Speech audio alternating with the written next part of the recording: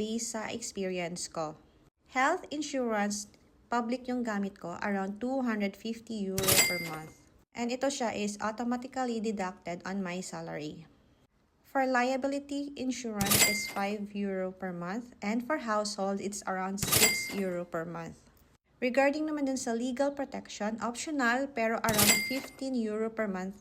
Hindi siya sobrang mahal pero importante talaga lalo na pag may anak ka or pamilya ka. If you are starting from zero, ito yung mga nagustuhan ko. DIA ka and AO ka for public kasi napakasulit ng service nila. The next one is Autonova. Private siya and English friendly. And for other insurances, I like Feather, GetSafe, or Lemonade. Kasi all online siya and very user-friendly. And also, English-speaking din yung customer service nila. And last, for the family plans, we are currently using Alliance or Hansi Merkur. Nagustuhan ko siya kasi it's very reliable lalo na for long term.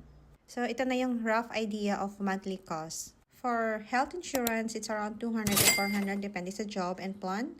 For household, it's around 5 to 10 euro. Liability is 4 to 7 euro. Legal, around 15 euro. And yung tip ko, always compare yearly versus monthly. Minsan, mas makakatipid ka. Ang natutunan ko, huwag baliwalain ang insurance. It's not just paperwork, it's protection. Hindi mo siya maa-appreciate hanggang sa kailanganin mo siya. Kaya kung kaya mo na ngayon, unti-untiin mo na. So that's it for today. If you still have questions about insurance or anything about life as an OFW here in Germany, drop it below and don't forget to share this. Tschüss!